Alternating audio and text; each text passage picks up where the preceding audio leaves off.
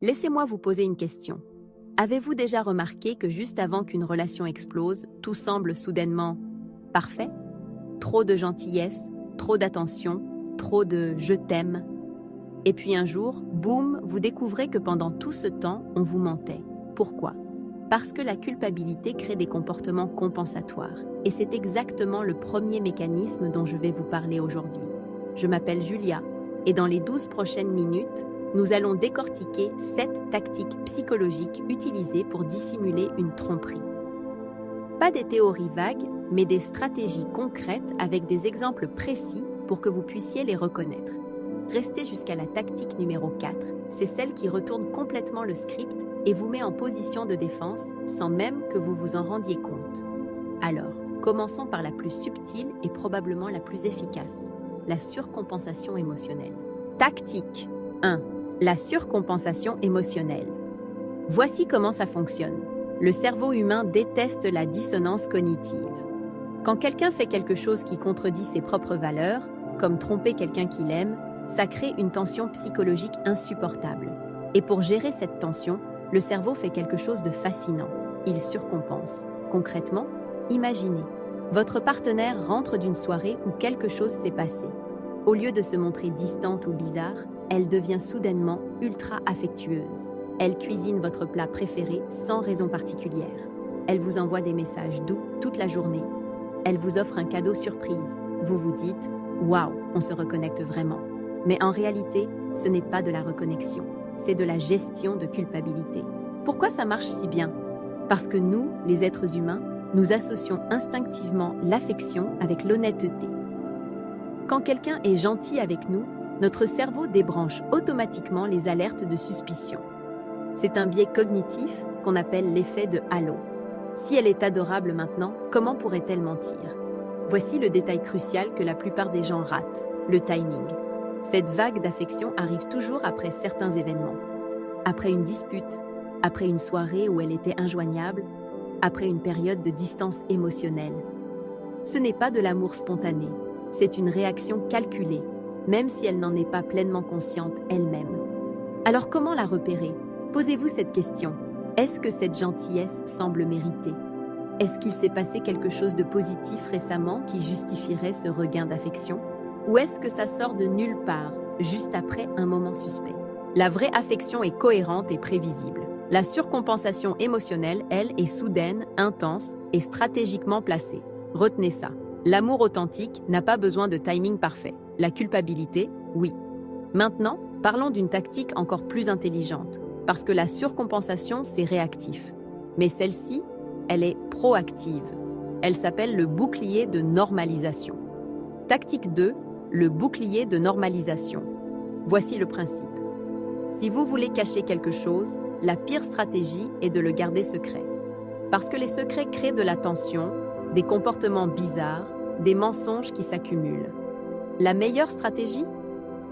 Rendre cette chose tellement normale qu'elle devient invisible. Imaginez, votre partenaire commence à passer beaucoup de temps avec un collègue, appelons-le Marc.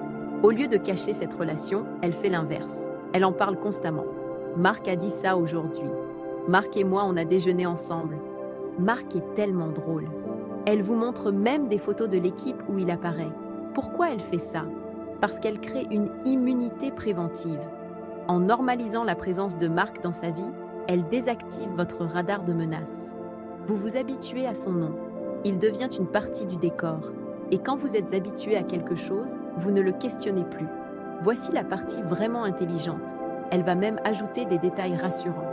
Il a une copine. Il est comme un frère pour moi. Tu devrais le rencontrer un jour. Ces petites phrases sont des vaccins psychologiques. Elles neutralisent vos soupçons avant même qu'ils n'apparaissent. Et le plus dangereux dans tout ça, ça commence souvent par une vraie amitié.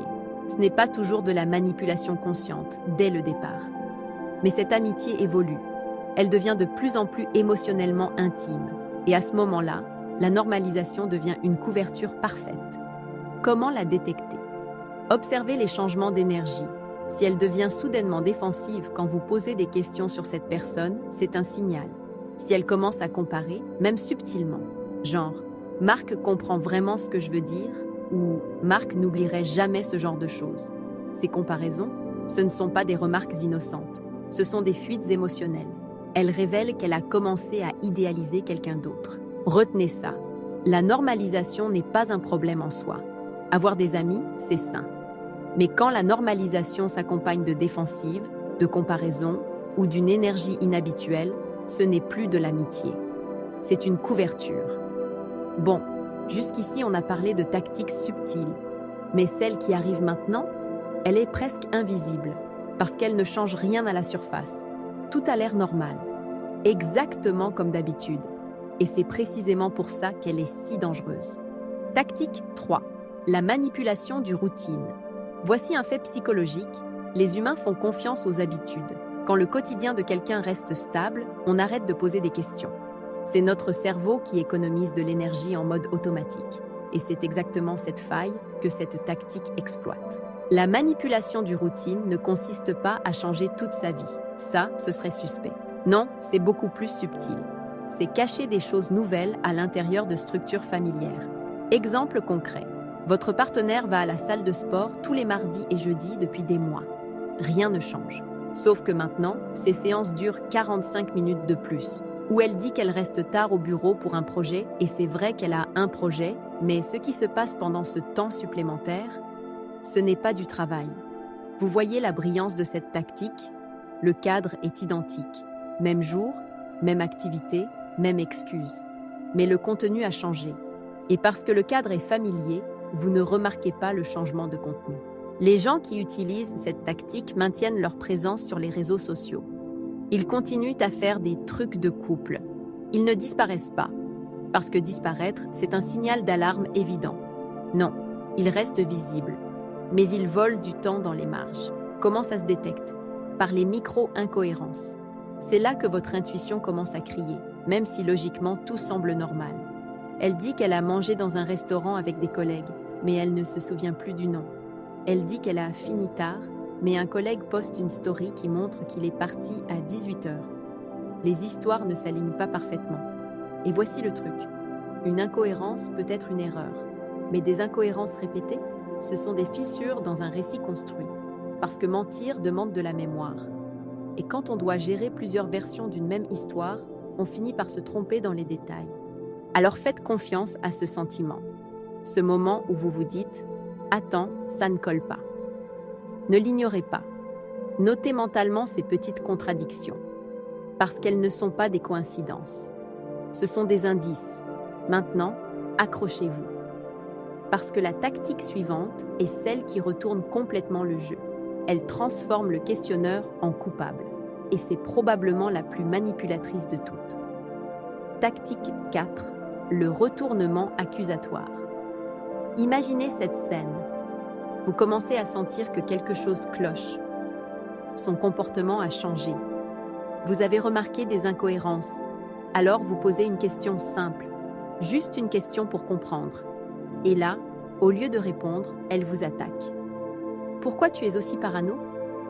Tu ne me fais plus confiance maintenant? Tu es jaloux de chaque personne avec qui je parle?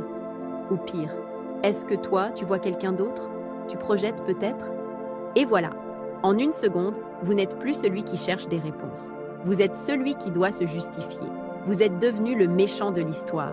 Et pendant que vous vous défendez, elle a gagné du temps, détourné l'attention et surtout, évité de répondre à votre question initiale. C'est ce qu'on appelle le retournement défensif. Et c'est incroyablement efficace parce que ça exploite votre empathie. Quand quelqu'un semble blessé par votre question, votre instinct est de vous excuser, pas de continuer à questionner. Mais voici ce qui se passe réellement dans sa tête.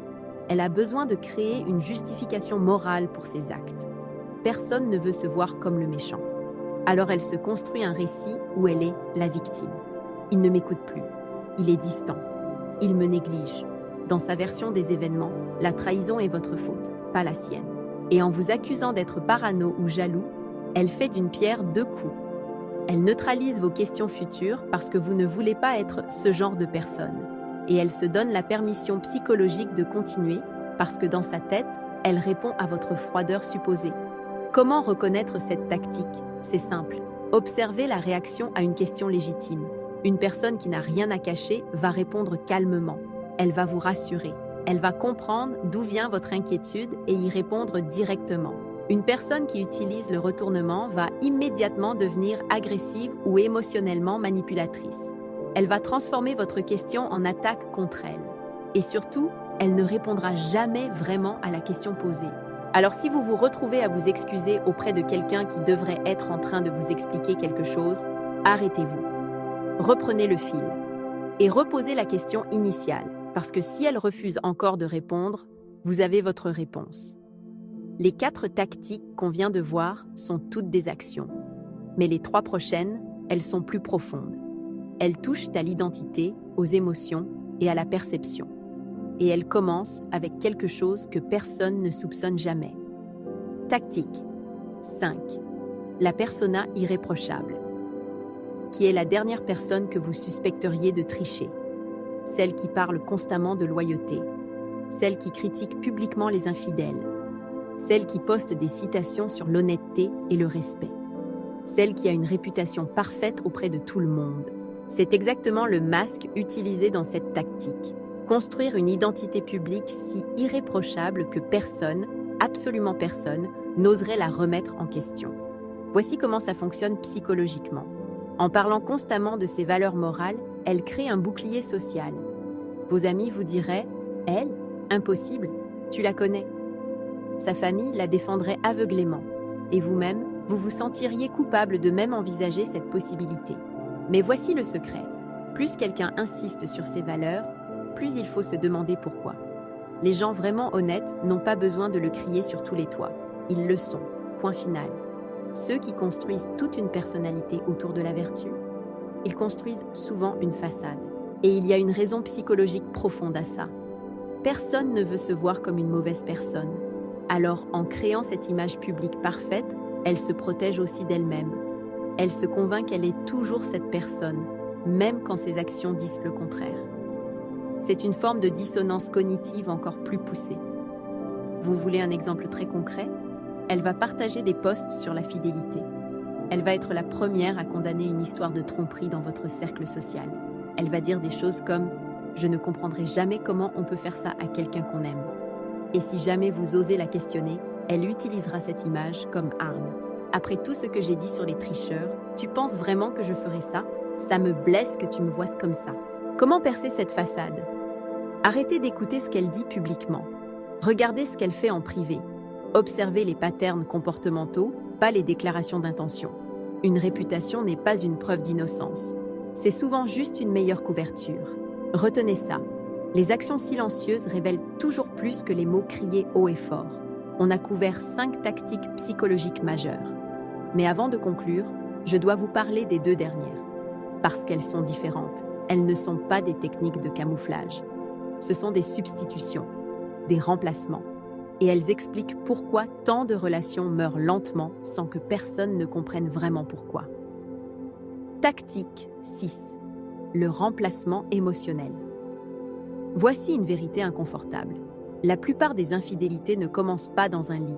Elles commencent dans une conversation, dans un café, dans un message anodin qui devient progressivement plus intime. C'est ce qu'on appelle l'infidélité émotionnelle. Et pour beaucoup de femmes, c'est la vraie relation. L'aspect physique, c'est presque une formalité qui arrive plus tard. Voici comment ça se développe. Elle rencontre quelqu'un qui l'écoute vraiment, qui comprend ses frustrations, qui lui demande comment s'est passée sa journée et attend vraiment la réponse. Au début, c'est juste agréable, une amitié. Mais progressivement, elle commence à partager avec lui des choses qu'elle ne partage plus avec vous. Ses peurs, ses rêves, ses pensées profondes, les choses qui la font rire, les détails de sa vie quotidienne. Toute cette intimité émotionnelle qui était censée être réservée à votre couple, elle la transfère ailleurs. Et c'est là que le remplacement se produit. Vous êtes toujours son partenaire sur le papier, mais émotionnellement, vous avez été remplacé. Et le pire, elle ne se sent même plus coupable d'une éventuelle relation physique, parce que dans sa tête, la vraie connexion est ailleurs depuis longtemps. Elle s'est déjà convaincue que votre relation était morte, bien avant que quelque chose de physique ne se passe. Comment reconnaître ce remplacement ? C'est subtil, mais dévastateur. Elle est là physiquement, mais absente émotionnellement. Ses rires ne sonnent plus pareils. Ses compliments deviennent génériques et automatiques. Elle ne vous raconte plus vraiment sa journée. Et quand elle le fait, il manque des morceaux, des détails, des personnes. Et voici le signal le plus évident. Elle commence à comparer. Pas forcément ouvertement, mais elle laisse échapper des phrases. C'est plus facile de parler avec lui. Il comprend ce que je ressens. J'aimerais que tu sois plus comme...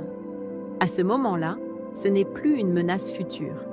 C'est déjà arrivé. Le remplacement émotionnel est complet. Et pour elle, la relation avec vous est déjà terminée. Vous êtes juste le dernier à le savoir. Tactique 7. La compartimentation digitale. On termine avec la tactique la plus moderne, celle qui n'existait pas il y a 20 ans, la gestion stratégique de l'empreinte numérique. Voici le paradoxe. Son feed Instagram montre un couple heureux. Elle poste des photos de vous deux. Elle vous tague. Elle commente avec des cœurs. Et vous vous dites, si elle me trompait, elle ne ferait pas ça publiquement. Erreur. C'est exactement ce qu'elle fait. Parce qu'elle comprend que la visibilité publique achète la liberté privée. La vraie action ne se passe pas dans les posts. Elle se passe dans les messages directs, les stories privées, les conversations sur des apps qui effacent automatiquement les messages, les comptes secondaires, les fils de discussion archivés. Et voici la sophistication de cette tactique. Elle ne cache pas son téléphone complètement. Ça serait suspect. Non, elle vous montre ce qu'elle veut que vous voyiez. Elle scrolle devant vous. Elle vous montre ses DM les plus innocents. Elle crée une illusion de transparence. Mais pendant ce temps, elle a compartimenté sa vie numérique. Il y a la version publique, celle que tout le monde voit. Et il y a les couches cachées, protégées par des paramètres de confidentialité, des applications secondaires, des modes privés. Comment détecter ça? Cherchez les incohérences entre ce qu'elle montre et ce que vous savez être vrai. Elle dit qu'elle était avec des amis, mais aucune story de personne ne correspond. Elle prétend être quelque part, mais la géolocalisation ne correspond pas. Et surtout, observez les changements de comportement autour du téléphone. Si elle était décontractée avant et devient soudainement protectrice. Si elle change son code. Si elle incline l'écran même pour des choses banales. Si elle rit à un message mais change rapidement d'expression quand elle vous voit la regarder. Ces micro-ajustements comportementaux. Ce ne sont pas de la paranoïa de votre part. C'est votre cerveau qui capte des patterns incohérents. Et vous devriez l'écouter. Voilà, 7 tactiques psychologiques. Pas des théories du complot, pas de la paranoïa. Des patterns comportementaux réels, documentés et malheureusement très efficaces. Mais avant de terminer, je veux être absolument clair sur quelque chose. Cette vidéo n'est pas un manuel pour devenir méfiant de tout le monde. Ce n'est pas une invitation à espionner votre partenaire ou à détruire la confiance dans votre relation. C'est un outil pour faire confiance à votre intuition, parce que votre cerveau capte des milliers de micro-signaux que votre conscience n'analyse pas immédiatement.